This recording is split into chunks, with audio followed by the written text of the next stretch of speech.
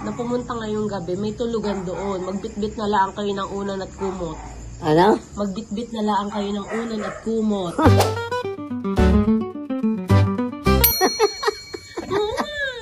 Meron doong pen? Diyos ko po, Panginoon ko. Oo. Patawarin ako ng Diyos. Kasama ng mami. Lungat ako nakahiga doon. Oo, mo. Babo. Diba? Lungat ako nakahiga sa babo ng puntod. Yun, bukas sasabihin ng mga tayo, nandun na yung luka. At kailangan ng tapang ko. Kayang-kaya nyo yun. Ihahatid ko kayo. Panay ka, luluwaw na roon. Nanay, ihahatid ko kayo. Uy, Ha? ihahatid ko kayo. Ano? Ihahatid ko kayo.